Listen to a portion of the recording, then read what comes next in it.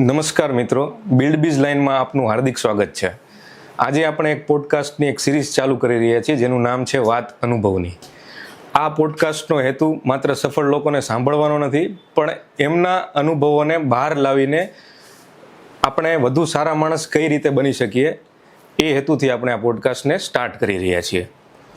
આજે આપણે એક એવા વ્યક્તિ સાથે વાત કરી રહ્યા છીએ જેમણે માત્ર મિકેનિકલ એન્જિનિયરિંગમાં જ નહીં પણ પોતાના અનુભવ, કાર્યશૈલી અને વિનમ્ર સ્વભાવથી અનેક લોકોને પ્રેરણા આપી છે.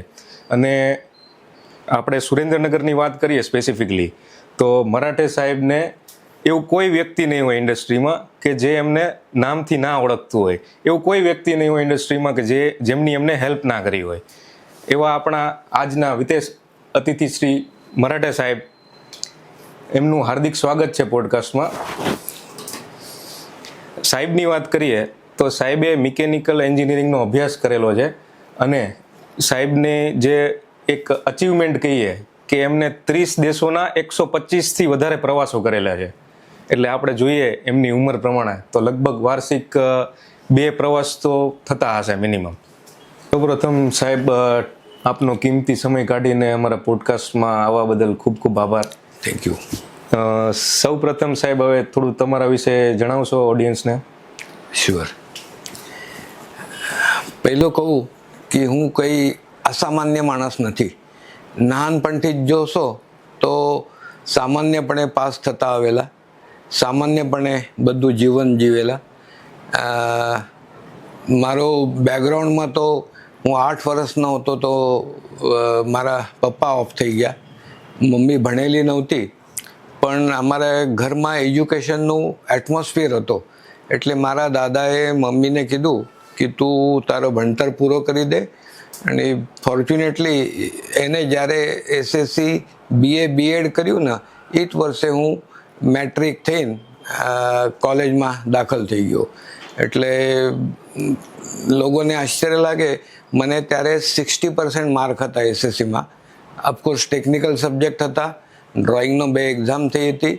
એટલે સોમૈયા પોલિટેકનિકમાં મારે 2nd નંબરનું લિસ્ટમાં નામ હતું. એવી રીતે મારે એન્જિનિયરિંગનું કામ ચાલુ થઈ ગયું. હવે તમારે લાગશે કે એન્જિનિયરિંગ જ કેમ? કારણ મારા પપ્પાનો એન્જિનિયરિંગ એટમોસ્ફિયર હતું, એના એપ્ટિટ્યૂડ એન્જિનિયરિંગ હતું. એટલે એ નાનપણથી જ એન્જિનિયરિંગમાં બહુ, ઘરમાં પણ ઘણી વસ્તુ એવી રીતે કરતા હતા કે એ જોઈને ઇલેક્ટ્રિકનું કામ એ પોતે બધું કરતા હતા.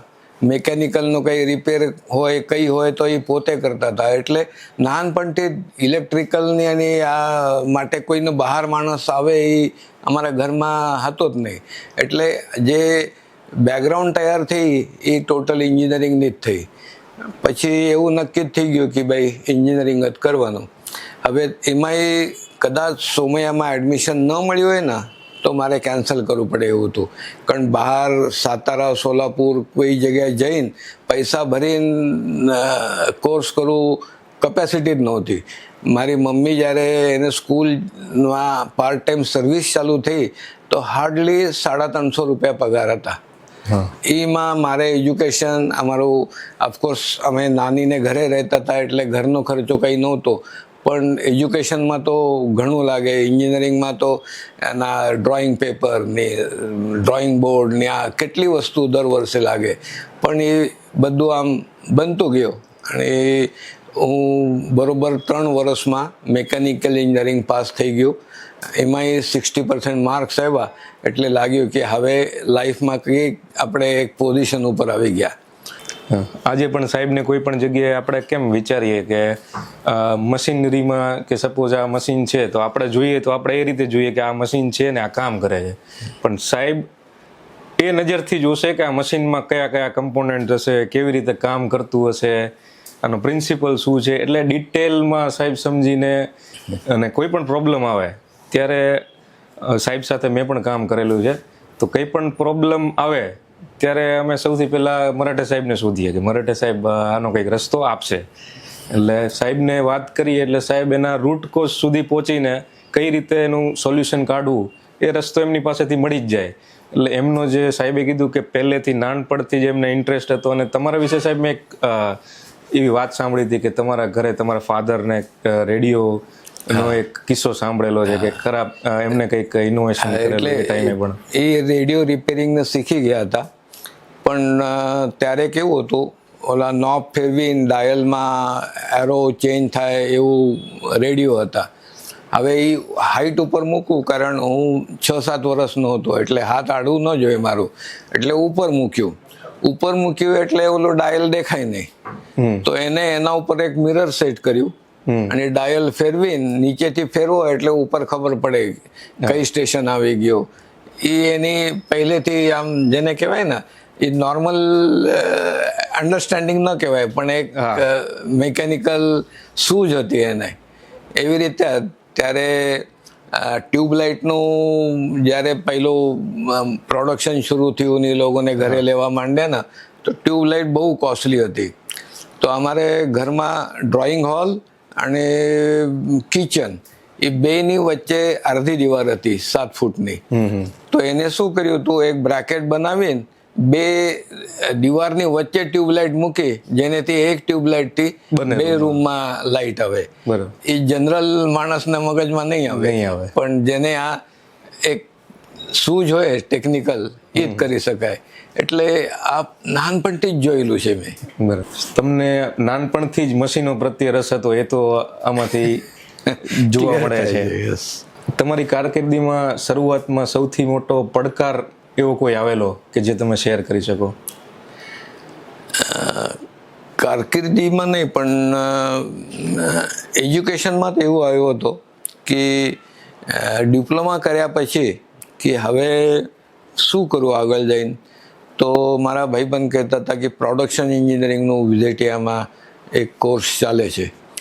પણ મેં કીધું હવે મારી પરિસ્થિતિ એવી નથી કે આજે 2 વર્ષ હું ભણવામાં ખર્ચું. એમાં ભણવા જવું એટલે ફી લાગે, ખર્ચો આવે. મેં કીધું હવે ઘરમાં કંઈ ઇન્કમ ચાલુ થવું જોઈએ. તો ફોર્ચ્યુનેટલી એ જે કોર્સ હતો ને, એ સેન્ડવિચ કોર્સ હતો. 6 મહિના કોલેજ અને 6 મહિના પ્રેક્ટિકલ તમારે ટ્રેનિંગમાં જવાનું અને ત્યાં તમારે સ્ટાઇપેન્ડ મળે. એટલે મેં એ પ્રોડક્શન એક્સેપ્ટ કર્યું. એ એક મોટું હતું કે ભાઈ પ્રોડક્શનમાં જવું કે ન જવું. પણ પ્રોડક્શન એક બહુ સરસ કોર્સ હતું વિઝેટિયામાં. એમાં 1000 લોકોમાંથી ખાલી 25 લોકો સિલેક્ટ કરતા હતા. 25ની જ બેચ રહેતી હતી. અને એને અંદર જે ભણાવે એ બધા ઇન્ડસ્ટ્રીમાંથી લોકો આવતા હતા. મેટલ બોક્સના માણસ પ્રેસ્ટુલ ભણાવવા આવતો હતો, મહેન્દ્રના tool room engineer jig fixture ભણાવવા આવતો હતો, પ્રીમિયર ઓટોમોબાઈલના ક્યુસી શીખડાવતા હતા. એટલે જેને કહેવાય ને બહુ પ્રેક્ટિકલ, જે આજ પણ એજ્યુકેશનમાં નથી. કે તમે આમ બી ભણીને આવ્યા હોત તો વર્નિયર હાથમાં પકડતા નહીં આવડે તમારે, પણ એ ત્યારથી અમારે મળી ગયો અને એટલે મેં એક્સેપ્ટ કર્યું. એમાં જવું કે ન જવું એવું હતું, પણ છેલ્લે મેં એ એક્સેપ્ટ કર્યું અને એ ઘણું હેલ્પ કર્યું. જે ડિપ્લોમામાં નહીં શીખ્યું ને એના કરતાં 10 ગણો હું પ્રોડક્શનમાં શીખી આવ્યો હતો. અત્યારના યુવાનો માટે ખાસ ચેલેન્જ એ જ હોય છે કે જે એજ્યુકેશન છે એ થિયરી પૂરતું સીમિત રહી જાય. અને એ ટાઈમે તો સર એન્જિનિયરિંગમાં એડમિશન લેવાવાળા વિદ્યાર્થીઓ પણ બહુ ઓછા હતા. પણ જ્યારે તમારા કહેવા મુજબ કે જે એજ્યુકેશન છે એ બહુ સારી ક્વોલિટીનું મળેલું છે. ક્યારેય એમ તમને બધું છોડી દેવાનો વિચાર આવેલો એજ્યુકેશનમાં, જે કોઈ સ્ટ્રગલ થયેલું કે વચ્ચે એવું કોઈ પ્રોબ્લેમ આવેલો કે એમ થયું હોય કે હું આ છોડીને બીજું કંઈ કરું? છોડવું તો ઇમ્પોસિબલ હતું. કારણ જેમ આપણે કહે ને કે ભાઈ ઘરની પરિસ્થિતિ એવી હતી કે ભાઈ આ છોડી દે તો તારે કંઈક કામે લાગી જવાનું. ત્યારે નાનપણમાં એવું લાગતું હતું કે હું આ ન કરીશ તો કરીશ શું આ લાઈફમાં. ત્યારે પછી આમ જતા સાયકલ રિપેરનું શોપ જોયે ને તો ત્યાં ઊભો રહેતો હતો કે હા સાયકલ રિપેર આપણે ફાવી જશે, કંઈ ન ફાય તો આ કરી શકાય.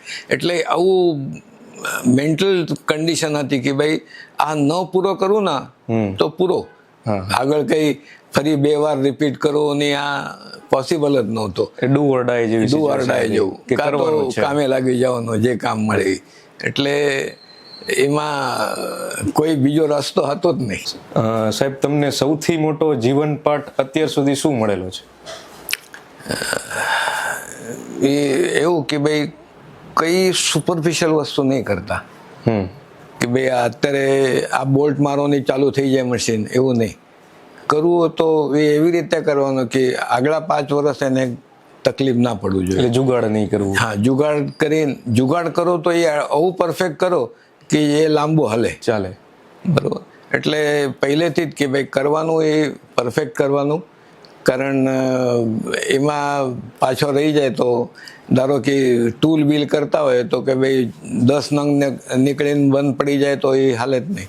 એટલે કરવાનું એ પરફેક્ટ કરવાનું, રૂટમાં જઈને કરવાનું, આ પહેલેથી જ મગજમાં. હવે સાહેબ, તમારી કારકિર્દી વિશે વાત કરીએ તો તમારા જીવનનો સૌથી મહત્વનો પ્રોજેક્ટ કયો હશે? મહત્વનું પ્રોજેક્ટ ના ગણો તમે, પણ એક સિચ્યુએશન એવી આવી હતી કે જે નોર્મલ માણસ ડિસિઝન ના લઈ શકે. હું ટેલ્કોમાં જોઈન થયો હતો અને ટેલ્કોમાં ડિઝાઇન ડિપાર્ટમેન્ટમાં હતો. ત્યારે ડિઝાઇન સિવાય બીજું કંઈ ખબર નહોતી પડતી. હેન્સલનું કોલેબરેશન હતો મશીન ટૂલ માટે. અમે સવારથી લઈને સાંજ સુધી ડ્રોઈંગ કરતા હતા. એ ડ્રોઈંગનું આગળ શું થયું એ કંઈ ખબર નહોતી પડતી. એટલે એન્જિનિયરિંગ ત્યાં પૂરો થતું હતું ડ્રોઈંગ બનાવવા સુધી. એટલે ડ્રોઈંગનું કામ પરફેક્ટ થઈ ગયું. ક્યાં ટ્રાયંગલ આપવાનું, ક્યાં નોટ આપવાની, ક્યાં ડાયમેન્શન કેવી રીતે આપવાની. પણ 2 વર્ષ પછી લાગ્યું કે આ કરતો રહીશ તો હું એક સારો ડ્રાફ્ટમેન રહીશ ભાઈ. બીજું કંઈ આગળ જેને ડિઝાઇન વર્કનું કંઈ કાં તો એન્જિનિયરિંગનું આગળ વર્કિંગ કેવું થાય છે એ કંઈ ખબર નહોતી. એટલે મેં ડિસિઝન લીધું કે ભાઈ આ વર્ષ પછી જ મનમાં આવ્યો હતો કે આ ટેલ્કોની નોકરી છોડી દઉં. ત્યારે મારા બધા ભાઈબંધ કહે કે લોકોને ટેલ્કોમાં સર્વિસ મળતી નથી, તું વર્ષમાં છોડી દઈશ તો લાગશે કે તારે કાઢી નાખ્યું. એટલે મેં માંડ 2 વર્ષ કર્યું અને નક્કી કરીને રેસિગ્નેશન આપ્યું ટેલ્કોનું. પછી ત્યારે થાણામાં NRBનો પ્લાન્ટ હતો અને નક્કી એવું કર્યું હતું કે હવે પ્રોડક્શનમાં શોપ ફ્લોર ઉપર કપડાં કાળા કરીને જ કામ કરવાનું. તો ચાન્સ એવું મળી ગયો કે ત્યાં મારે રિલીવર તરીકે કામ મળ્યું. ઓકે. ત્યારે રાઉન્ડ ધ ક્લોક ફેક્ટરી ચાલતી હતી, વીકલી ઓફ હતો જ નહીં. ઓફ ખાલી 15મી ઓગસ્ટ 26 જાન્યુઆરી, બસ, બીજું કંઈ નહીં. એટલે મારે સોમવાર, મંગળવાર, બુધવાર જનરલ શિફ્ટ, ગુરુવાર ફર્સ્ટ શિફ્ટ, શુક્રવાર સેકન્ડ, શનિવાર થર્ડ, રવિવાર મારી રજા લઈને ફરી સોમવારે જનરલ શિફ્ટમાં આવવાનું. અને આ જે રોટેશન રહે એ જુદા જુદા ડિપાર્ટમેન્ટમાં રહેતો હતો. ગુરુવારે રિલીવ કરવું એ કટિંગ શોપના, શુક્રવારે રિલીવ કરવું એ ગ્રાઇન્ડિંગ શોપના, શનિવારે રિલીવ કરવું એ એસેમ્બલી શોપવાળાના. પાછો હું બાકી ટાઈમ પરચુરન કામ કરતો હતો. એટલે that was very nice decision. 3 વર્ષ પછી એવું થયું કે બધા ડિપાર્ટમેન્ટનું નોલેજ કોને છે તો મરાઠીનો. બાકી ભીડેનો હતો એ ગ્રાઇન્ડિંગનું હતું, ઓકનું હતું એ ટર્નિંગનું હતું, કાં તો કુલકર્ણી કરીને હતા એના કટિંગ શોપનું હતું. પણ મરાઠીને બધા ડિપાર્ટમેન્ટના હતા. અને એનો મારે લાઈફમાં બહુ એડવાન્ટેજ મળ્યું. બાકી લોકો કહેતા હતા કે આ કઈ સર્વિસ થઈ, 1 દિવસ જનરલ શિફ્ટ, 2 દિવસ સેકન્ડ થર્ડ કરતી, જેને કંઈ આમ તમારો લાઈફ સેટ જ ન થાય. આજ સવારે 6 વાગે ઉઠવાનું, બીજા દિવસે રાત્રે 12 વાગે સુવાનું, ત્રીજા દિવસે આખી રાત કામ કરવાનું. પણ એ ત્યારે યંગ હતા ને કરી લીધું ત્યાં, અને એનું બહુ એડવાન્ટેજ મળ્યું. એટલે આપણે કેવું છે, કોઈ કંપનીમાં, સારી કંપનીમાં જોબ મળી જાય એટલે આપણે સેટિસ્ફાઈ થઈને બેસી જઈએ, કમ્ફર્ટ ઝોનમાં આવી જાય. અને સાહેબને કીધું એમ કે બહુ મોટી કંપની ટેલ્કો, ટાટાની છે કંપની, એમાં જોબ સાહેબે એટલા માટે છોડી કે એમને જે કામ હતું રિપીટેટિવ કામ હતું. સાહેબને પહેલેથી જ એવો ઇનોવેટિવ કામ કરવામાં ઇન્ટરેસ્ટ હતો, એટલે છોડવું એ બહુ મોટી વાત છે. એટલે ઘણા એમ ત્યારે મને મૂર્ખા જ સમજ્યા હશે કે આ અને એ સાચી વાત હતી. એ મેં કદાચ ન છોડ્યું હોય ને તો આજ પૂનામાં બંગલાની આમ પગ ઊંચા કરીને આરામ કરતો હોય. હા. કોઈ ભૂલમાંથી તમે કોઈ શીખેલા હોય કોઈ વસ્તુ? ભૂલ તો એક બહુ મોટી થઈ હતી, એ આગળની છે એમ તો, પણ એક ચીઝ વેન્ડર જ્યારે ઓલી પ્લાસ્ટિકની થેલી નથી બનતી એના ધાગાની વાઇન્ડિંગનું મશીન વિદ્યુત મોટરવાળાને કીધું એટલે મેં ડેવલપ કર્યું. અનફોર્ચ્યુનેટલી એ કોકની કોપી કરી હતી, પણ એ કોપીમાં કંઈક ખામી રહી ગઈ હતી અને એની ટ્રાયલ થયા વગર અમે મેન્યુફેક્ચરિંગ ચાલુ કરી દીધું. એ લગભગ 60 વાઇન્ડર થઈ ગયા, એ વેચાઈ ગયા અને જ્યારે ઓન ધ લાઈન ખબર પડી ત્યારે વાઇન્ડિંગમાં પ્રોબ્લેમ છે અને that was A very big mistake કે ભાઈ તમે આમ કર્યું બરોબર હોય પણ એની ટ્રાયલ તો હોવું જ જોઈએ. ટ્રાયલ વગર તમે મેન્યુફેક્ચરિંગ ચાલુ કરો ને એ તકલીફની વસ્તુ છે. હવે સાહેબ, સફળતા તમારા માટે શું છે? સફળતા એ આપણા મનની સેટિસ્ફેક્શન એ સફળતા છે. ધારો કે SS White ચાલુ કર્યું ત્યારે એ એવી રીતે સેટ થયું ને કે સેટ હેપી હતા, બધા કારીગર કલીગ હેપી હતા અને પ્રોડક્શનની પૈસા મળતા હતા. અને એ જે થયું એનો મારા મનનું સેટિસ્ફેક્શન એ મારી સફળતા. એટલે મનની શાંતિ, મનની સફળતા, જે ટાર્ગેટ કર્યું હતું એ મળી ગયો એ સફળતા. રાઈટ. દરેક લોકો માટે સફળતાના અલગ અલગ મતલબ કે પૈસા મળ્યા એટલે સફળતા, પણ મનની શાંતિ છે એ બહુ મોટી સફળતા છે. હવે સાહેબ વિશે વાત કરીએ બીજી, તો સાહેબે અત્યાર સુધીમાં 30 દેશોમાં 125થી વધારે પ્રવાસ કરેલા છે. તો સાહેબ, એ તમે અત્યાર સુધી વિદેશ પ્રવાસની શરૂઆત જે કરેલી છે, એટલે સૌથી પહેલી શરૂઆત કેવી રીતે થઈ? એમાં મેં સાંભળેલું છે કે તમારા જે દીકરી છે એમની એજ નાની હતી. અને એ ટાઈમે તમે એમાં એવું થતું, મેં જેમ વાત કરી ને કે રિલીવર તરીકે NRBમાં જોઈન થયું અને પછી એક ટાઈમે ત્યાં સ્ટેગરિંગ ઓફ આવી ગયો, શુક્રવારે ઓફ, એટલે હું ટોટલી સ્પેર થઈ ગયો. રાઈટ. એટલે મારા તો કલીગ કહેતા હતા હવે તારે ઉડાડી દેશે, હો કંઈ કામ નહીં તારું. મેં કીધું કંઈ વાંધો નહીં. પણ એ જ ટાઈમે અમારા ડિઝાઇનનો ઇન્ચાર્જ હતો એ પેરિસ ટ્રેનિંગ લઈને આવ્યો અને એવું ગદ્દાર નીકળ્યું, એને પેરિસથી ડ્રોઈંગ કોકને મોકલ્યા, ત્યાં જઈને બીજી ફેક્ટરી ચાલુ કરી અને ત્યાં વેક્યુમ થઈ ગયો ડિઝાઇન ડિપાર્ટમેન્ટમાં. તો મારા જે ઇમિડિયેટ બોસ હતા લેલે સાહેબ, મને કહે હવે તારે ડિઝાઇનનું કામ લેવું પડશે. અને એને ખબર હતી કે મેં ટેલિકોમમાં ડિઝાઇનમાં કામ કરેલું, ડ્રોઈંગનું મારો અન્ડરસ્ટેન્ડિંગ સારું છે, એટલે મેં એક્સેપ્ટ કરી. અને એ એક્સેપ્ટ કરીને વિધિન 6 મંથ અગેન મારે વિદેશનું પ્રવાસ માટે એને રેકમેન્ડ કર્યું કે હવે તારે કેજ ડિઝાઇન અને ટૂલિંગ કેજ માટે એના માટે તારે જવાનું છે. ત્યારે મારી મોટી દીકરી હાર્ડલી 1-1.5 મહિનાની થતી, એટલે મને કહે ફાવશે. મેં કીધું કંઈ વાંધો નહીં. અમે કોમન ફેમિલીમાં રહેતા હતા, ઉપર માસી હતી, માસીના છોકરાઓ, બીજી માસી ગામમાં હતી, એટલે મેં કીધું મારે ઘરની ચિંતા નથી, મમ્મી હતી જોડે, રિટાયર્ડ થઈ ગઈ હતી ત્યાં સુધી, એટલે ફાવશે.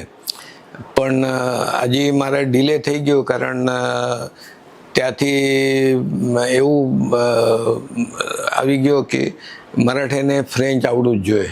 રાઈટ. તો એને મોકલો, ન કરતાં અહીંયા બહુ તકલીફ પડે. એ કે અમારા આખા ફેક્ટરીના 4-5 માણસો છે કે જે ઇંગ્લિશ બોલી શકે, ન કરતાં દર ટાઈમે એ ભાઈને મરાઠી જોડે રહેવું પડશે.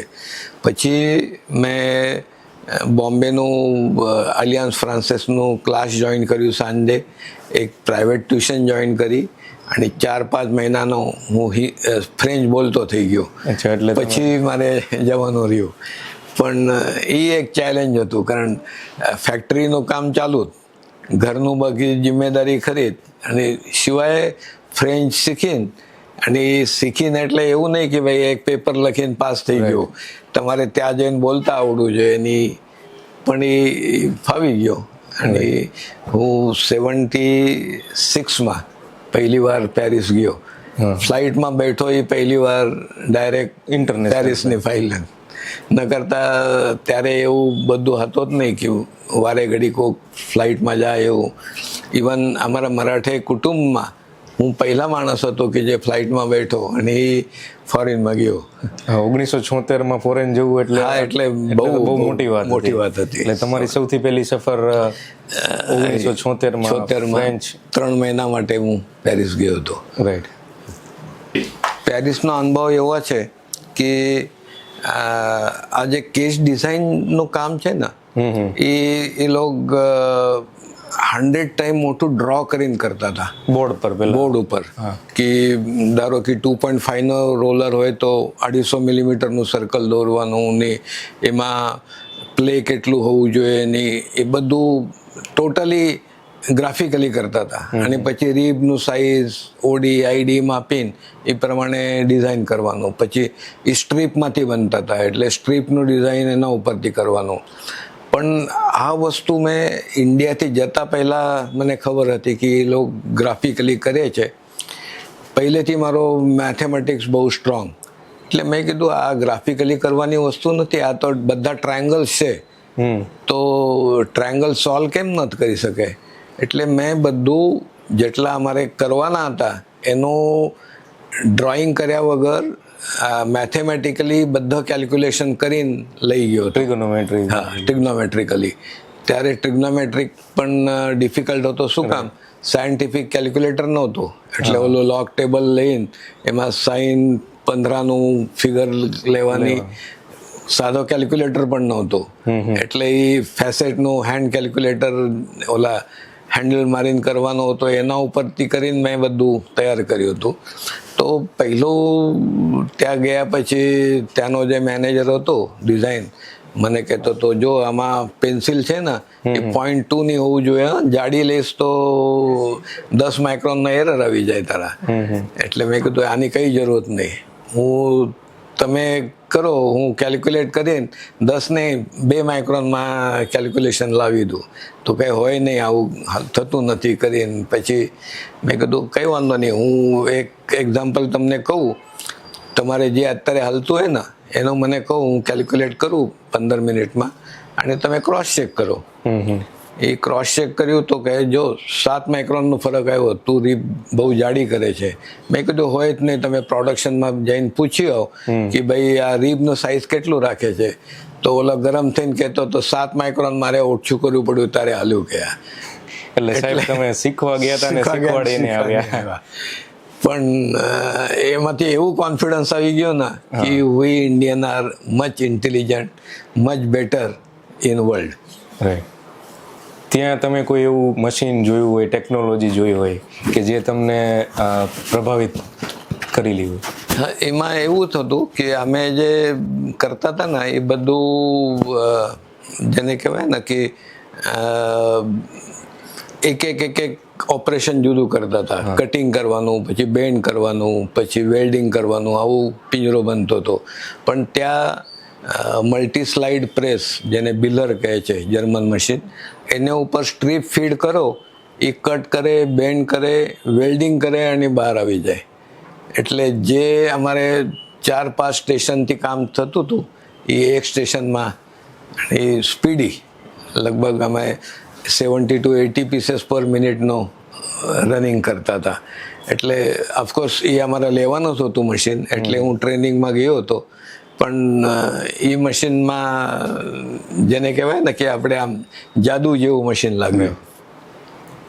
અત્યારે તો ગ્લોબલાઇઝેશનના લીધે ટેકનોલોજી, મશીન્સ એ બધું અત્યારે ઇઝીલી અવેલેબલ છે, પણ એ સમયમાં તો એક નવાઈ જ લાગતી હશે કે આ જે ટેકનોલોજી છે ભારત કરતા ઘણી કે ઓન એસેમ્બલી વેલ્ડિંગ પણ કરે છે કે. હા. વિશ્વમાંથી ભારતે શું શીખવું જોઈએ? એ આપણે જે હજી પરફેક્શન નથી કરતા ને, કાં તો ડિસિપ્લિન નથી ને, એ સૌથી ખોટી વસ્તુ છે. ડિસિપ્લિન એટલે કંઈ ડિસિપ્લિનમાં ઊભો રહું એ ડિસિપ્લિન નહીં, પણ જેને કહેવાય ને, હું એક સિમ્પલ એક્ઝામ્પલ કહું, હમણાં એક ફંક્શનમાં ગયો હતો, બધાને ચોકલેટ આપી તો 80% ભણેલા લોકોને ચોકલેટના રેપર બહાર નાખી દીધા, ફ્લોર ઉપર જ નાખી દીધા. પણ એના સામે મારા બાબાની દીકરી અત્યારે 10 વર્ષની છે, પણ આ જે થયું ને ત્યારે 4-5 વર્ષની હતી. એને કહો કે ચોકલેટ આપ્યા પછી એ રેપર મારે પાસે લઈ આવી, દાદા અહીંયા કંઈ ડસ્ટબિન દેખાતો નથી, શું કરું? આ જે ડિસિપ્લિન નાનપણથી આવ્યો ને, ભલે આ 10નું છે પણ એ એક પરફેક્શન છે. આપણે ત્યાં ટિકિટ લેવા ઊભા હોય ને, ટિકિટ જવા દો, આપણે કંઈક ભજીયા લેવા ઊભા હોય ને તો પાછળથી એક આવે, એ મારા 250 જલ્દી બાંધ નતું. અરે પણ અમે ઊભા છે ને, કંઈક તો ડિસિપ્લિન રાખો. એ આજે આપણામાં નથી, એ ભારતમાં. હા, એટલે એ નાનપણથી જ નથી. એટલે જે કરે એને કંઈક ખોટું નથી લાગતું. આ તો ઠીક છે ભાઈ, આપણે આમ કહીએ ને, હું ઊભો છું ને, આ તો લો ને, હું ક્યાં ના પડું છું તરીકે.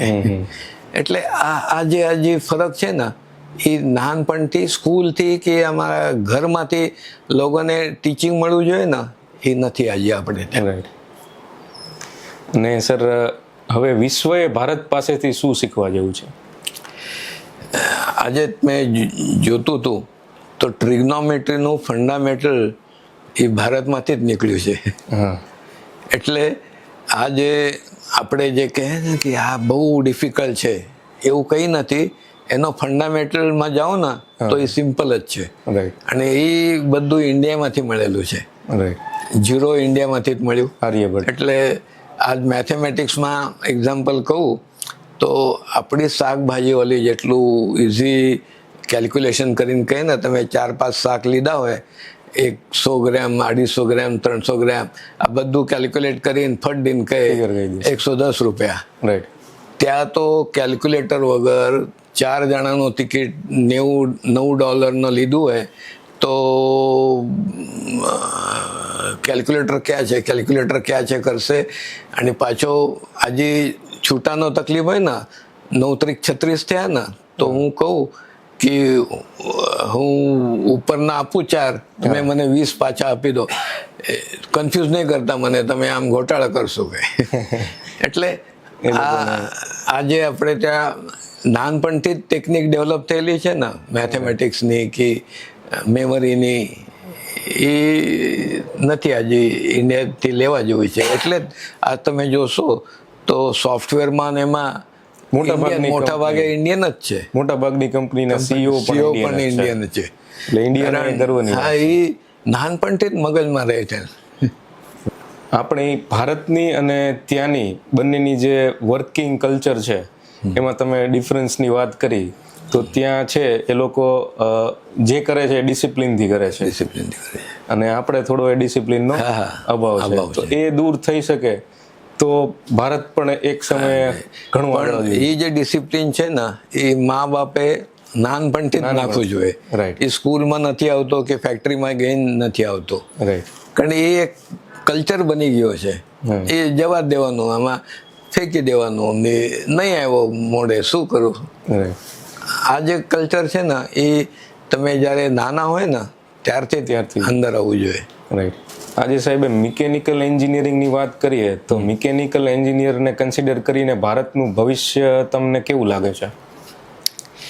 પહેલું તો mechanical engineering is ever lasting.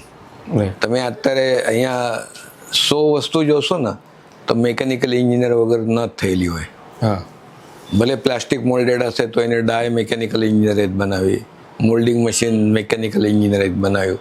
Concept જુદા હશે, થિંકિંગ જુદું હશે, પણ છેલ્લે એ મોલ્ડ ફોર્મ કરે એ મિકેનિકલ એન્જિનિયર જ કરે. એટલે મિકેનિકલ એન્જિનિયરિંગ એવર લાસ્ટિંગ. હવે સાહેબ, મિકેનિકલ એન્જિનિયરિંગની વાત કરીએ તો એન્જિનિયર બનવા માટે ડિગ્રી વધારે મહત્વની કે વલણ? વલણ. તમે એક સિમ્પલ કેલ્ક્યુલેશન કહું, તમે કોલેજમાં જાઓ તો 2 વર્ષનો કોર્સ, વર્ષમાં 200 દિવસ વર્કિંગ, 200 દિવસમાં 2-2 કલાક તમે એકચ્યુઅલ ભણવાનો, 2-2 કલાક.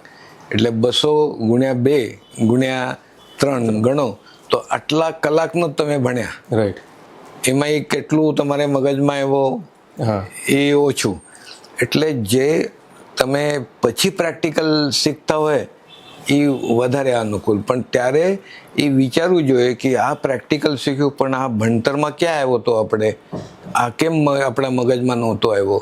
એટલે આ જે ભણતર અને પ્રેક્ટિકલની જોડાણ કરવાની છે ને એ બહુ અગત્યની છે.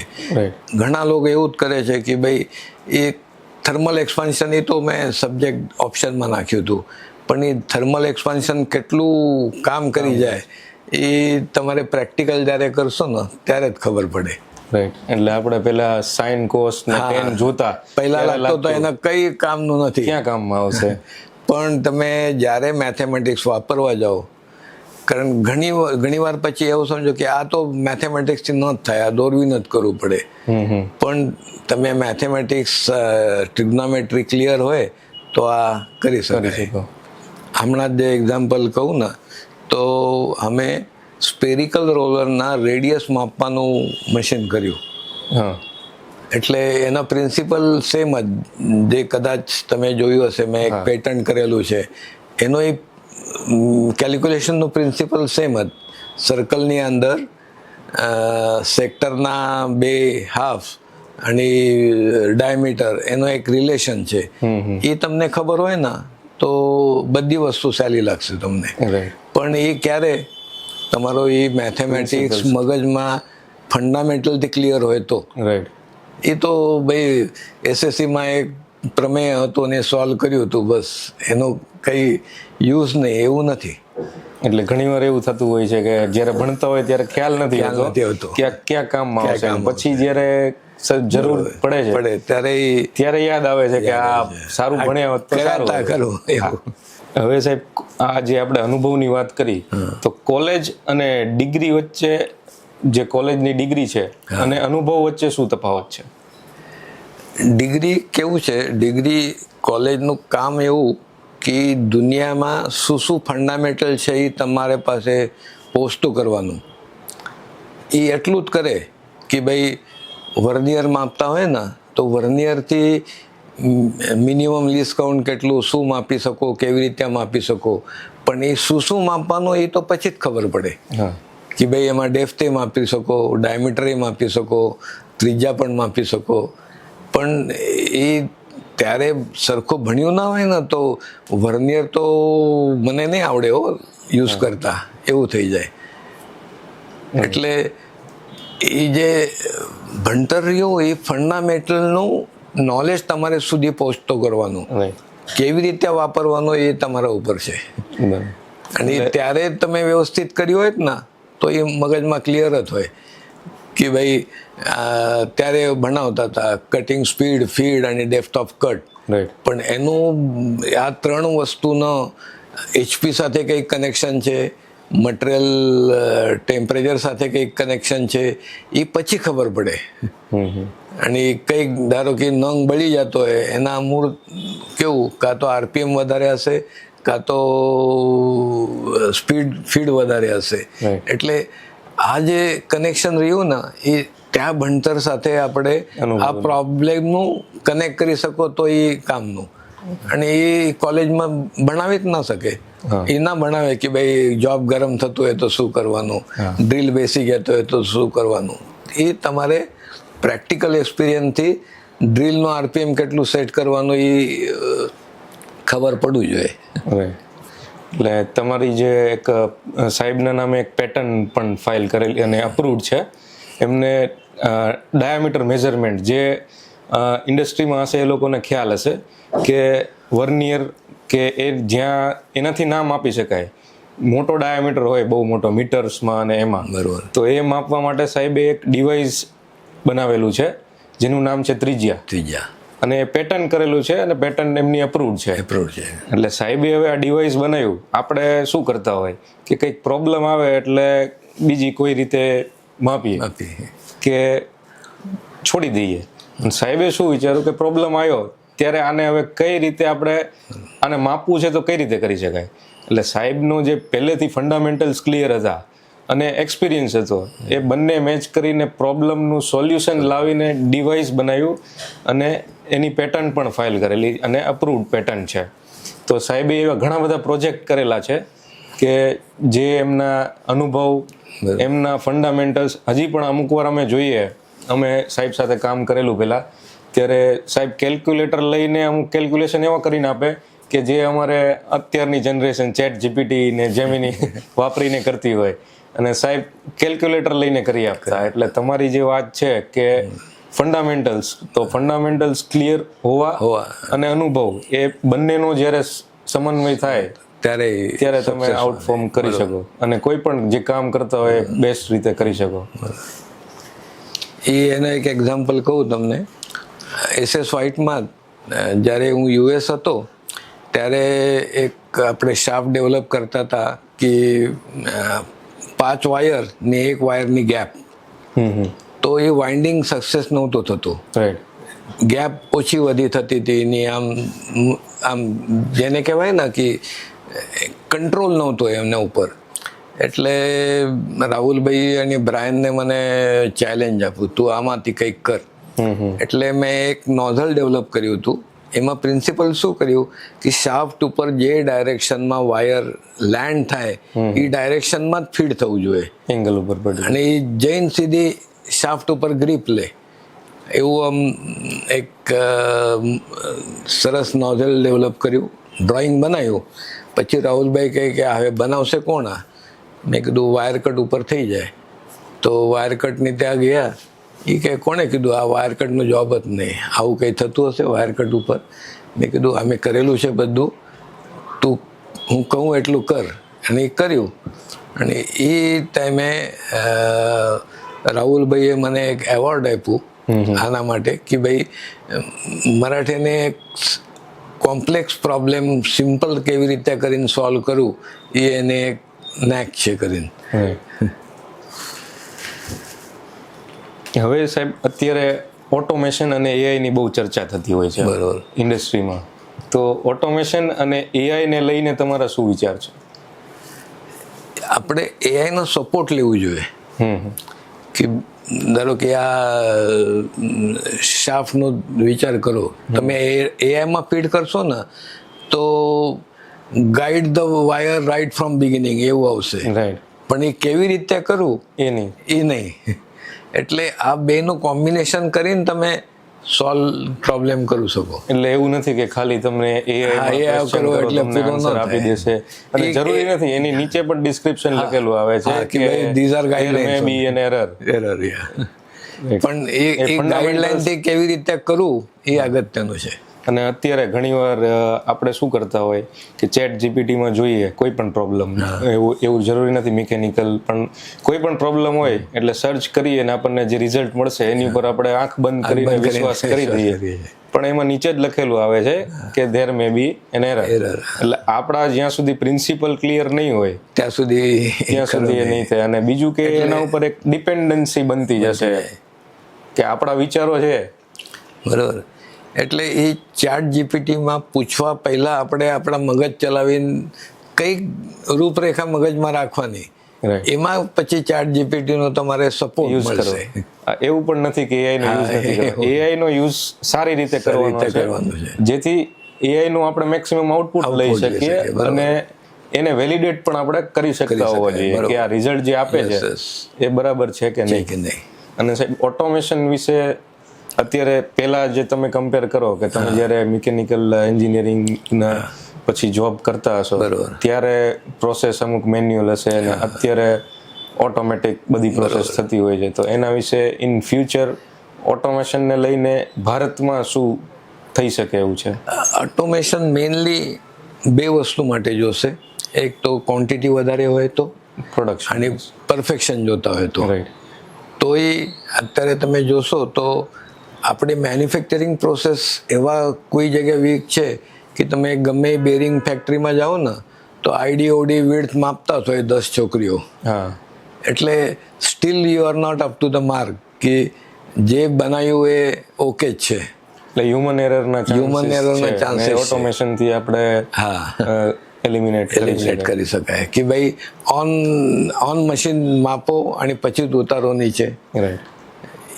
એ જ્યારે તમે કરશો ને એ તો આમ પ્રોડક્શન વધારે કરી નાખો પછી સોર્ટિંગ કરશું આપણે, પણ 100% સોર્ટિંગ ઇઝ નેવર 100%. રાઈટ. એમાં એરર આવવાના. હવે આપણે જે એઆઈ છે એ એવું બનશે ક્યારેય કે એઆઈ છે એન્જિનિયરની જગ્યા લઈ લેશે? ના, એઆઈ ખાલી રસ્તો બતાવવાના છે. રાઈટ. કરવાનું તમારે જ છે, એન્જિનિયરને જ કરવાનું છે. રાઈટ.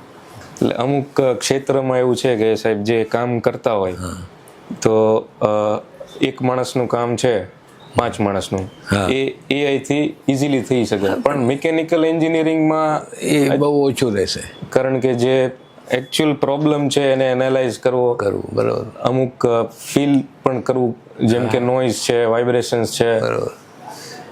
તો એઆઈ જગ્યા લેવી અઘરી એમાં છે. કેવું રહેશે, ધારો કે એક તમે વાઇબ્રેશનની વાત કરી તો વાઇબ્રેશન થાય છે, તો વાઇબ્રેશનના સોર્સ કયા હશે એ એઆઈ કહેશે. હા.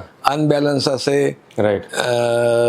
મટીરિયલ ખરાબ હશે, ટૂલ બેસી ગયો હશે, પણ પછી ગોતવાનું તમારે જ કે આમાં શું રીઝન છે એમાં. રાઈટ. હા, એ એક લિસ્ટ આપી દેશે કે ભાઈ આટલી ચેક કરો, પ્રોબેબલ કોઝિસ છે તમે Causes ચેક કરો. રાઈટ. સર, ભારતીય યુવાનો માટે અત્યારે સૌથી મોટી તક કઈ છે? તક કહો ને તો તમે અમેરિકા, યુરોપ કે ચાઇના લો તો ઇન્ટેલિજન્ટ લેવલ ઇન્ડિયન લોકોની મગજમાં જ છે. રાઈટ. તમે આમ રસ્તા ઉપરના મેકેનિક હોય ને, સ્કૂટર જતી હોય તો કહેશે કે આ તમારે ઓલા બ્રેક ઘસે છે હો. કારણ એ એનું ઇન્ટેલિજન્ટ છે. એ બધાને ખબર ના પડે. એ તો શું કહે કે મારે સ્કેનિંગ ઉપર મૂકવું પડશે, પછી સ્કેનર કહેશે ને કે ભાઈ બ્રેક ઘસે છે તો અમે બ્રેક ઠીક કરશું. રાઈટ. એટલે આ જે આપણે દેન છે ઋષિઓથી આવેલી, કે મેથેમેટિક્સ, એન્જિનિયરિંગ, આ બધી આપણા પહેલેની મગજમાં આપણે સેટ કરેલી જ છે, એનો ખાલી લૂછીન ફ્રેશ કરવાની જરૂર છે. રાઈટ.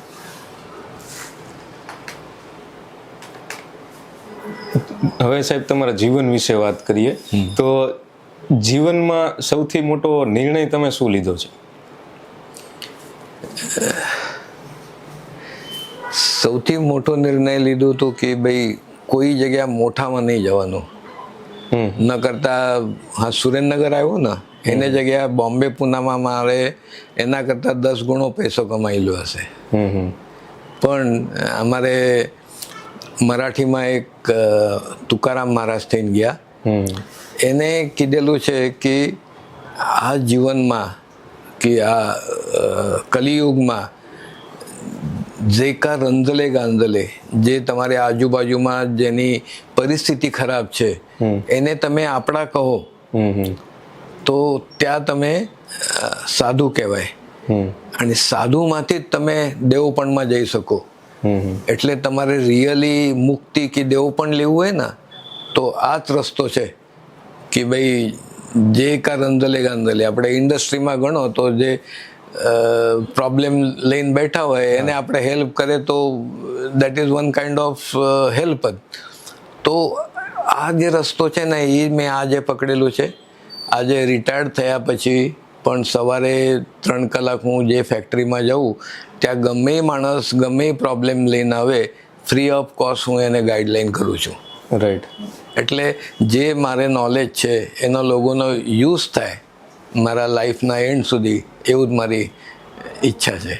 એટલે સાહેબે ઘણી બધી ઇન્ડસ્ટ્રીઝના લોકોને કોઈ પણ પ્રોબ્લેમ આવ્યો હોય ત્યારે નિસ્વાર્થ ભાવે સોલ્યુશન આપેલા છે, અને ઘણા લોકોના એક્ઝામ્પલ મેં એવા પણ સાંભળેલા છે કે સાહેબે એમને પ્રોડક્ટ સજેસ્ટ કરેલી હોય અને એ બહુ સફળ ઉદ્યોગપતિ પણ બનેલા હોય. એવું સાહેબ, એવું એક્ઝામ્પલ કોઈ આપી શકો તમે? નામ એક્ઝામ્પલ એટલે આ કાર્તિકની બાજુમાં પ્રફુલભાઈ છે, હા, એ લોક સંઘાડિયા એટલે ઓલું હિંચકાની લાકડામાંથી નથી બનાવતા, હા, એ એનો ઓરિજિનલ કામ. ઓકે. તો હું જ્યારે એક્સપોર્ટ માટે ડિલક્સ માટે પ્રોડક્ટ ગોતતો હતો તો એ લોકોનો બાય પ્રોડક્ટ હતું બીજું કે આપણે સ્વિંગ મશીનનું શટલ બનાવતા હતા. ઓકે. એ 125 ઓપરેશન એક શટલમાં, અને 150 રૂપિયામાં વેચવાનું.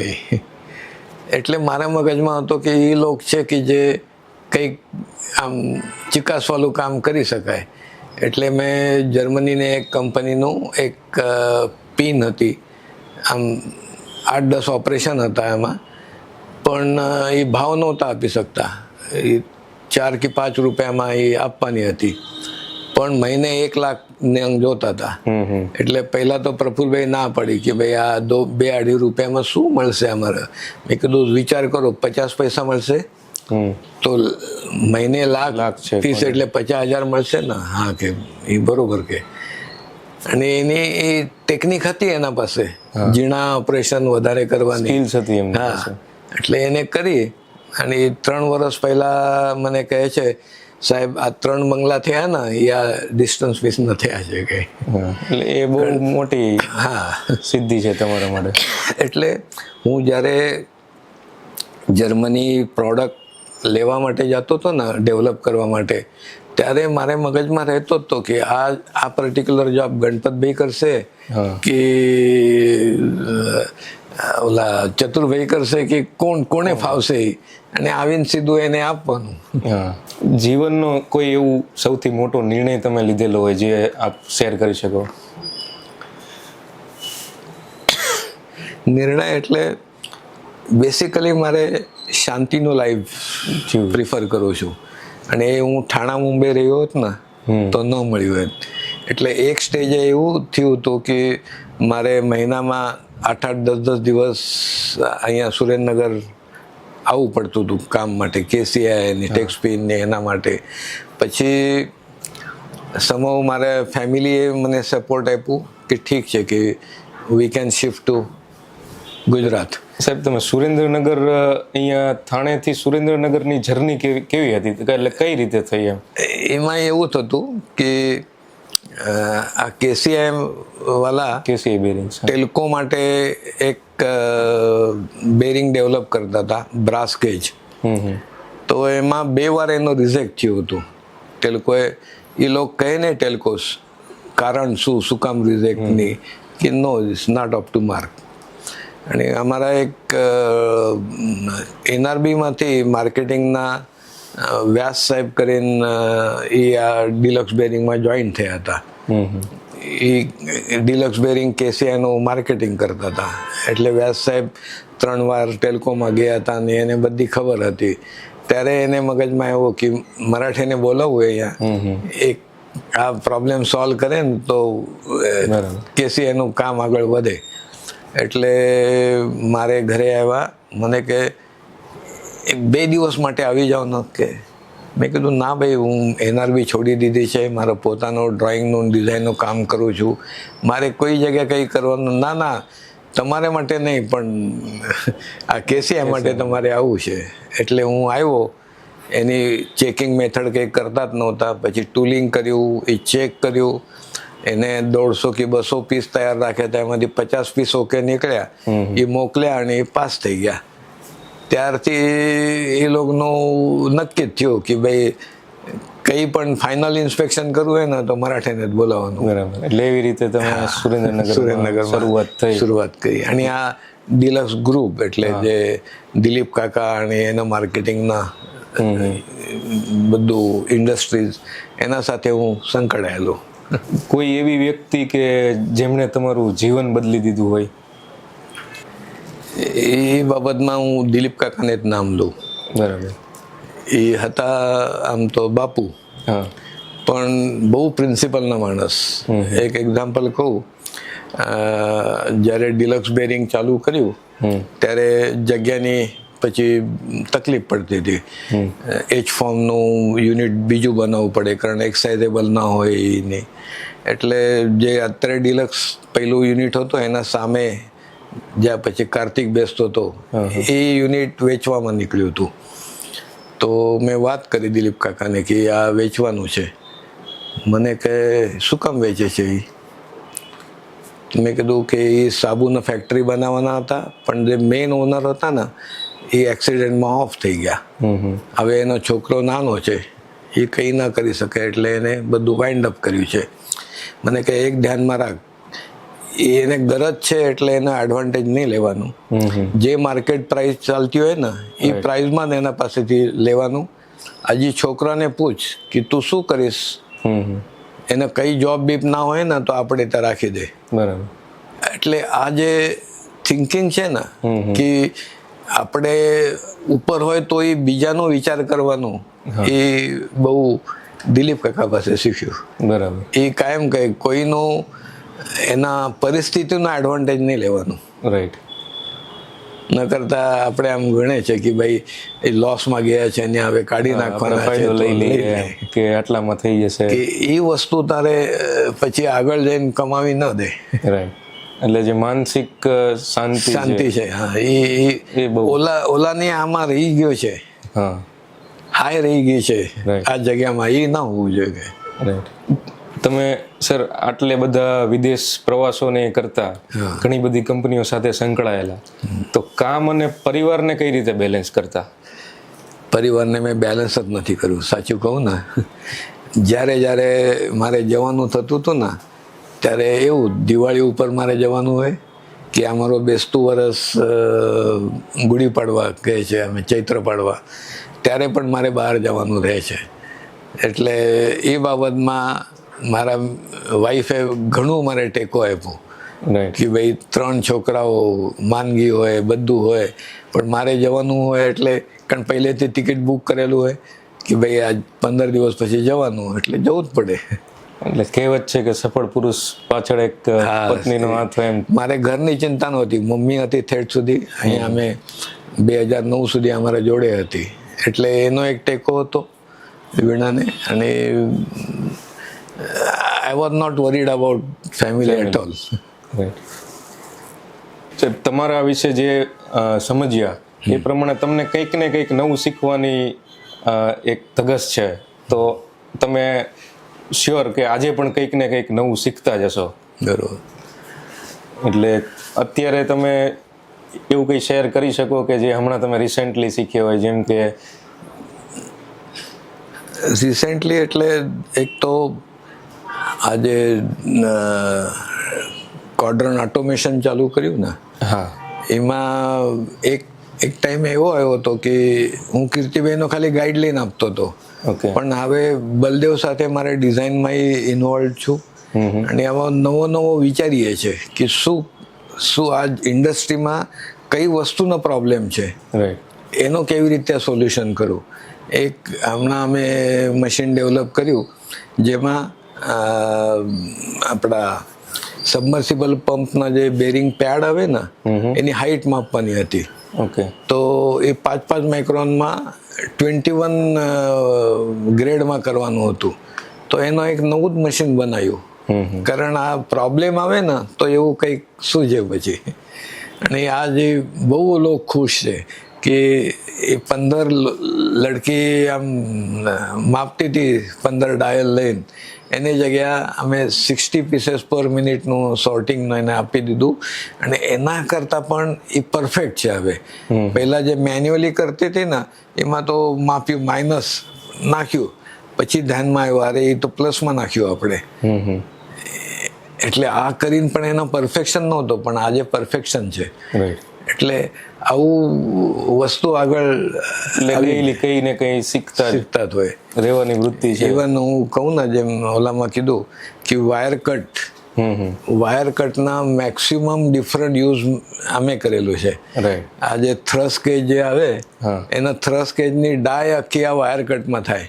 તમે ગમે વાયર કટ વાળાને ત્યાં લઈ જાઓ કે આ વાયર કટ ઉપર કાપવું છે તો ના જ પડશે, આ તો વીએમસી નો જોબ છે અને એ સારી વીએમસી હોય તો જ થાય, કે ન કરતા નહીં થાય. બરાબર.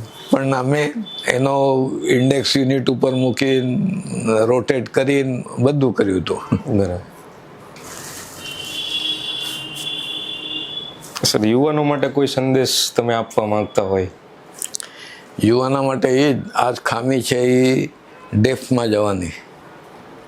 એટલે કોઈ પણ જે પ્રોબ્લેમ છે કે કંઈ પણ કરતા હોય, કંઈ પણ પ્રવૃત્તિ કરતા હોય તો ખાલી કરવા માટે નહીં, પણ એના રૂટ સુધી પહોંચીને?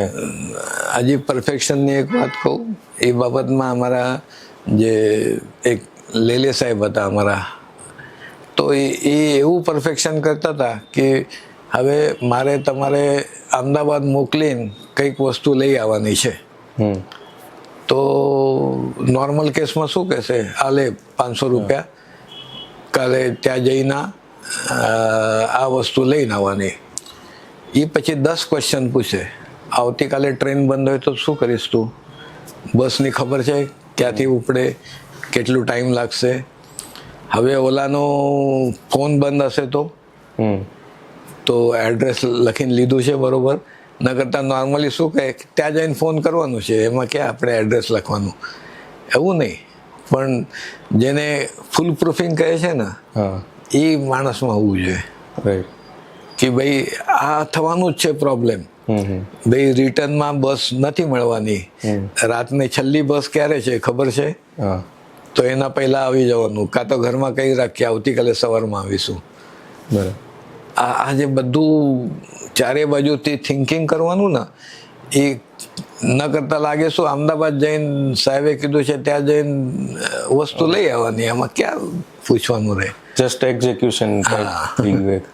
અત્યારના યુવાનો સાહેબ સૌથી વધારે સોશિયલ મીડિયામાં ને એમાં ધ્યાન થોડું વધારે આપતા હોય છે, અને સમયનો પણ જે કહી શકાય કે સદુપયોગ ને દુરુપયોગ બંને થઈ શકે એવું છે. તો એમાં તમે કઈ એડવાઇસ આપી શકો કે સોશિયલ મીડિયાને સારી જ વસ્તુ છે, પણ અમુક લોકો કદાચ એનો પૂરેપૂરો બેનિફિટ નથી લઈ શકતા? એ હું પણ વાપરું છું અમુક જગ્યા, પણ અત્યારે મિતુલ કે એને હું અમુક રીલ પાસ કરું છું કે જે ઓટો ફીડિંગની, ઓટો મેજરિંગની એવી, એ એકવાર આપણે જોયેલું હોય ને તો ગમે ત્યારે કામ આવે. તમે એ એકવાર જોવા માંડો ને તો એ જ મળશે તમારે. રાઈટ. એટલે એલ્ગોરિધમથી કામ થતું હોય છે કે શું ઇન્ટરેસ્ટ છે. પણ તમે ઓલા ડાન્સનો જ જોતા રહો તો ડાન્સ જ આવી જશે, એની મગજમાં ડાન્સ જ રહેશે તમારે. એટલે શું જોવાનું એ અગત્યનું છે, ન કરતા આ એક મોટું વરદાન છે આપણા રાઈટ ફિંગરમાં બધું અવેલેબલ છે. અમારે ખાલી સાઇન કોસ્ટ જેવું હોય ને તો મોટી ચોપડી બહાર કાઢો, લખો ને એ કરવું પડતું હતું. તમારે અત્યારે તો આંગળી દબાવની ગૂગલ મેપ ઉપર તમે જોઈ શકો પેરિસથી હોમબર્ગ ડિસ્ટન્સ કેટલું છે ને કેવી રીતે જઈ શકે. એટલે એનો સદુપયોગ કરીએ તો ઘણા ફાયદા છે. તમે એ લાઈન ઉપર જાઓ ને તો સદુપયોગ જ થશે તમારે. રાઈટ. હવે સાહેબ આપણે એક ટૂંકમાં તમે એક જવાબ આપો, એક રેપિડ ફાયર રાઉન્ડ જેવું કરીએ કે સૌથી તમારું પ્રિય પુસ્તક. એક ડિઝાઇન ડેટા બુક કરીને છે, જેને અંદર એન્જિનિયરિંગનું ફંડામેન્ટલ બધું આપેલું છે, ડાયમેન્શન, ટોલરન્સની. મને ટાઈમ મળે ને તો આજ પણ હું ખોલીને જોઉં છું. બરાબર. આમ 200-250 પાનાની છે. પીએચડી એન્જિનિયરિંગ કોઈમ્બતુર વાળાએ સ્ટુડન્ટે આ બનાવેલું છે, અને એ આપણા એન્જિનિયરિંગનું બાઇબલ છે. તમારે લાગે ને તો સ્પર ગેરનું ડાયમેન્શન કેવી રીતે આપવું, ચેક કરવું, એ બધું આમાં મળશે કે જે આપણે કોલેજમાં નથી ભણ્યા એ આમાં મળી જશે.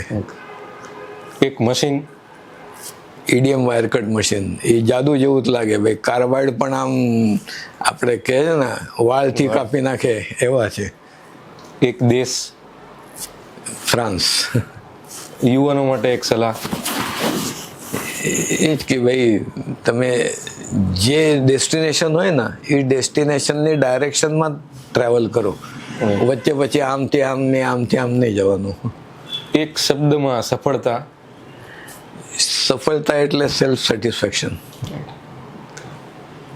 હવે સાહેબ વિશે આપણે અમુક બીજા મુદ્દાઓ પર ચર્ચા કરી કે સાહેબ રોટરી ક્લબમાં પણ ખૂબ એક્ટિવ છે અને 2 વખત પ્રેસિડેન્ટ રહી ચૂક્યા છે, અને એમાં પણ એમને ઘણું યોગદાન આપેલું છે.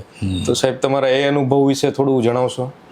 એ જ્યારે પહેલી વાર હું પ્રેસિડેન્ટ થયો ત્યારે ગામમાં તો બ્લડની બહુ મોટો પ્રોબ્લેમ હતો, બ્લડ બેંક પણ નહોતી. એટલે અમે ત્યારે લાઈવ બ્લડ બેંક તૈયાર કરી હતી. ઇન્ડસ્ટ્રીમાંથી જેટલા લોકો હતા યંગ છોકરાઓ ઇન્ડસ્ટ્રીમાં તો હોય, બધાના બ્લડ ગ્રુપ નોંધ કરીને એને કાર્ડ આપીને એક જગ્યાએ કંટ્રોલ કર્યા. અમારા ભરત રૂપેરા હોય કે ચાવડા હોય, એના પાસે બધું વિગત હોય કે કોણે શું છે. તો એનાથી તમારે બ્લડનું કંઈક જોતો હોય તો ફોન કરવાનો, એ માણસ મોકલશે. એનો એડવાન્ટેજ એકવાર એવું થયું કે અમારા લક્ષસાઇટમાં જીબીનું ઇન્સ્પેક્શન આવી ગયો. એ આવે એટલે કંઈક તો કાઢે, આ તમારે ચાલુ હતું ને આ વધારે કરંટ તમે કનેક્ટ કરેલું છે. હવે એ આવી લપ કરતો હતો મારે ત્યાં, એટલામાં એને ફોન આવ્યો કે એના ભાઈનો એક્સિડન્ટ થયો છે અને ઓ નેગેટિવ બ્લડ ગ્રુપ છે ને એ. તો એને 2-3 જગ્યાએ ફોન કર્યું તો કે ઓ નેગેટિવ તો છે નહીં. મેં કીધું શું પ્રોબ્લેમ છે, અત્યારે બ્લડ જ જોઈએ છે ને? ઉભા રહો, મેં ભરત રૂપેરાને બોલો, ઓ નેગેટિવ વાળા કોણ છે? તો કે મહેતાની છોકરી છે ને. આ 3 જણાને લઈને ગાડી લઈને બ્લડ આપી ના. બોલો એટલું ખુશ થઈ ગયો કે આ કે ભગવાન મળી ગયો તમે. ન કરતા ઓ નેગેટિવ બ્લડ ગ્રુપ ત્યારે આજથી 25 વર્ષ પહેલાં ગોતું એટલે બહુ મુશ્કેલ હતી. પણ આજ પણ એ લોકો એવી રીતે વર્કિંગ કરે છે. કોઈનો ન મળે ને તો ભરત રૂપેરાને ફોન કરો, એ કહેશે કે આ ઇન્ડસ્ટ્રીમાં અમુક છે. પણ આ તમે પણ રિપીટ કરી શકો. તમારા આજુબાજુના ઇન્ડસ્ટ્રીવાળાના છોકરાઓનો બ્લડ ગ્રુપ લઈને યાદી બનાવી રાખો, જ્યારે જોતું હોય ત્યારે ઇઝીલી ડેટા એક્સેસ કરીને કરી શકાય અને એકબીજાની હેલ્પ પણ કરી શકાય. રાઈટ. અને સાહેબ તમારા વિશે બીજી એક જે અહીંયા ગણપતિ મંદિર છે, હા, એમના તમારો મુખ્ય ફાળો છે એવું કહી શકાય. હા, એમાં એવું હતું, હું જ્યારે 93માં અહીંયા શિફ્ટ થઈ ગયો ત્યારે બધા અમારા મહારાષ્ટ્રીયન કહેતા હતા, કારણ બધા મહારાષ્ટ્રીયન ગણપતિનું માને છે કે આપણે ગણપતિનું મંદિર હોવું જોઈએ. એક છે એ ફાટસર ગણપતિ બહુ દૂર પડે છે લોકોને, તો ત્યારે બધાનું કન્સેપ્ટ જુદું હતું. કોક 15x15નું એક સંગમરવરી મંદિર આમ 4 ખૂણા ઉપર કંઈક બનાવો. મેં કીધું ના, બનાવવું હોય તો સારું મોટું બનાવવાનું કે જ્યાં ગયા પછી લોકોને લાગવું જોઈએ કે આઈ એમ રિલેક્સ નાઉ. એ રીતે કરવાનું. એટલે અમે જગ્યા ગોતી, બધું કર્યું. જગ્યામાં એવું જ થયું કે એ જે પ્લોટિંગ પડ્યું હતું, જામવાએ પ્લોટિંગ કર્યું હતું, તો અમે પહેલો કોમન પ્લોટ માગવા ગયા. મને કે અત્યારે પ્લોટિંગ કર્યું છે, કોમન પ્લોટ આપીને બેસું તો આજુબાજુનો પ્લોટ ન જાય. પછી અમે જેટલા 10-15 જણા હતા ને, એક પ્લોટ બુક કરી નાખ્યા. તો એને હસતા હસતા કોમન પ્લોટ આપી દીધું. ત્યાં જ મોટું મંદિર થઈ ગયું. પછી અહીંયાની સ્ટાઇલમાં બધા કહે કે તમારે તકતી તો ચડવો જ પડશે, કે ભાઈ આને લાખ ડોનેશન આપે છે, ડોનેશન આપે. મેં કીધું તકતી નહીં બેસો નહીં, તમે કહો ત્યાંથી હું પૈસા લાવીને આપી દઈશ. પણ તકતી મંદિરમાં ખાલી ભગવાનની હોવું જોઈએ, બીજા કોઈની ના હોવું જોઈએ. ન કરતા નોર્મલ માણસ શું કહે કે આ છે, અરે આ ધનજીભાઈ ખાલી લાખ જ આપ્યા, એને તો કેટલા પૈસા છે. હવે એ ન સમજે કે ભાઈ લાખ તો આપ્યા ને એને. પણ આજ આટલું મંદિર આજથી 25 વર્ષ પહેલા 35 લાખનું મંદિર બની ગયો. કોઈને તકતી નથી, હાઈટ ઉપર છે, બધી બાજુથી ખુલ્લું છે. તો કહેતા હતા ના વરસાદનું પાણી આવશે એની તકલીફ રહેશે. મેં કીધું વરસાદ આવે 4 દિવસ, એમાં નીચે આપણા ફ્લોરિંગ કરેલું છે, વાઇપર મારી નાખો સાફ થઈ જાય. તો કે સારું. મેં કીધું દીવાર ચણવું હોય તો ગમે ત્યારે 2 દિવસમાં ચણી નાખશું. આ ત્યાં એવી જગ્યા છે, બપોરે 12 વાગે તમે જશો ને તો એટલું રિલેક્સ અને સરસ એટમોસ્ફિયર રહે છે. Everybody is happy there. એટલે આ જે કન્સેપ્ટ પહેલેથી મારા મંદિરમાં હતો ને મગજમાં, એ આ હતો ને એ પ્રમાણે ભગવાને મારા પાસેથી કરાવી લીધું, મેં નથી કર્યું.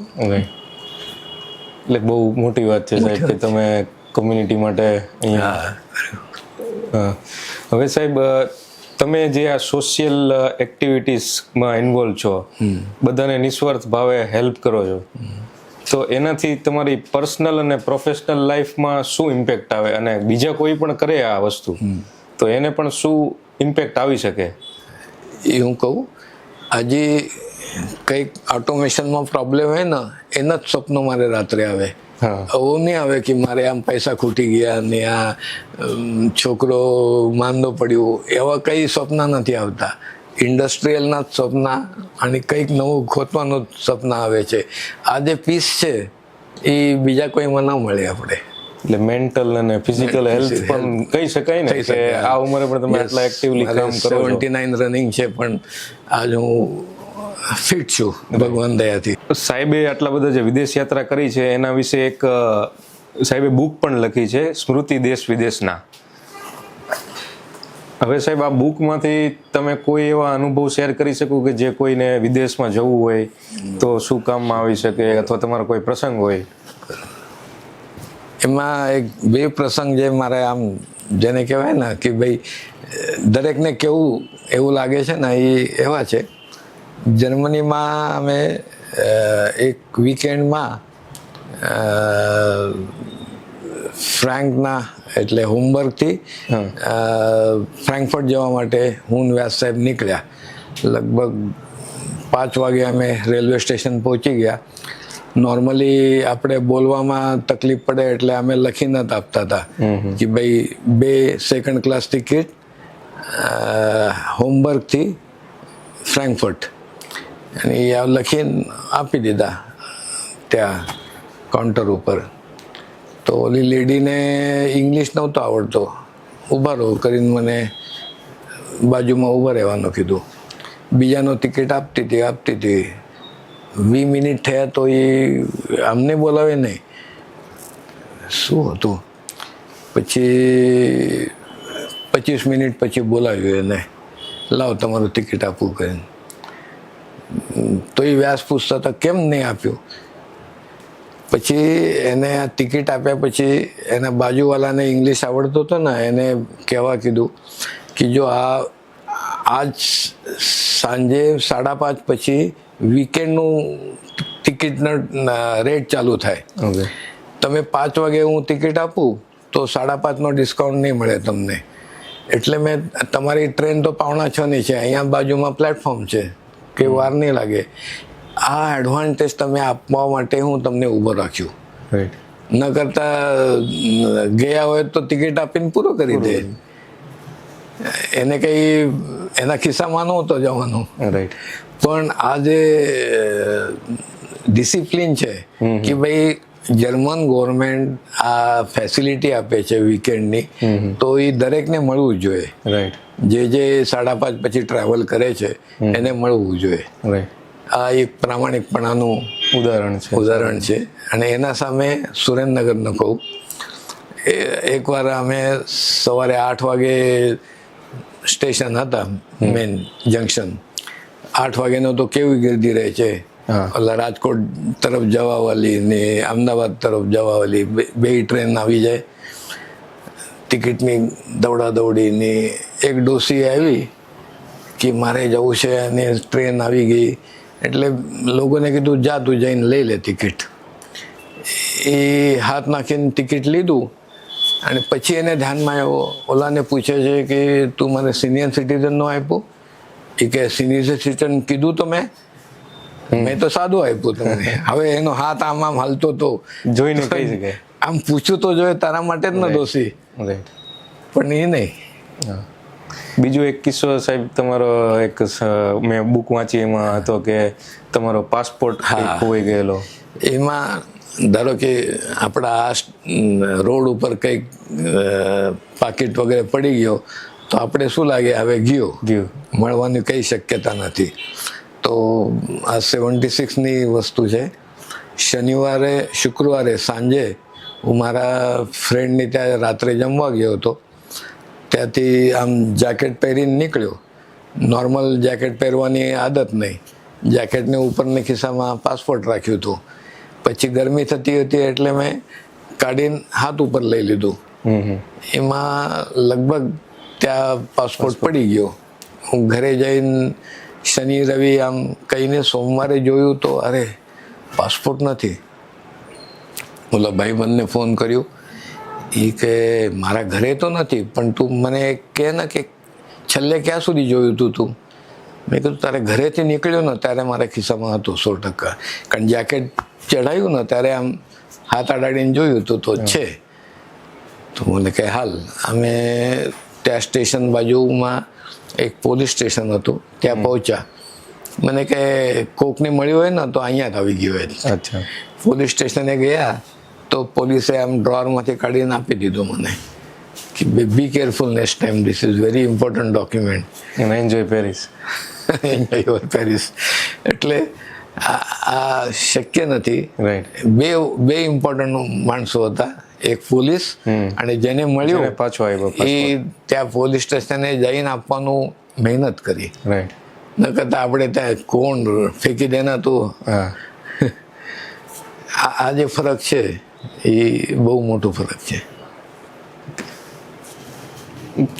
આવા ઘણા પ્રસંગ મેં આ બુકમાં લખેલા છે કે જે નવા જતો હોય યુરોપમાં એને ધ્યાનમાં લેવું જોઈએ. આની સર કોઈ કોપી અથવા કંઈ મળી શકે? મળી શકે ને. અમને 3 ભાષામાં કર્યું છે હવે, ઇંગ્લિશ, મરાઠી અને ગુજરાતી. ઓકે. તો કોઈને વાંચવી હોય તો ક્યાંથી? તમે મને કોન્ટેક્ટ કરો. Okay, thank you. સાહેબ, સૌ પ્રથમ તો તમારો ખૂબ ખૂબ આભાર કે તમારો ટાઈમ કાઢીને તમે અહીંયા આવીને તમારા અનુભવોને શેર કરીને અમને ઘણું બધું શીખડાવ્યું. Thank you very much from bottom of. મારે તો આ કહેવામાં આનંદ આવી ગયો. અમને પણ ઘણું શીખવા મળ્યું અને તમારા અનુભવો છે ખરેખર જીવનમાં ઉતારવા જેવા છે. મિત્રો, જો તમને આ એપિસોડ પસંદ આવ્યો હોય તો તમારા ફ્રેન્ડ્સ, ફેમિલી જોડે શેર કરજો અને ચેનલને સબસ્ક્રાઈબ કરજો. ફરી મળીશું નવા મહેમાન સાથે.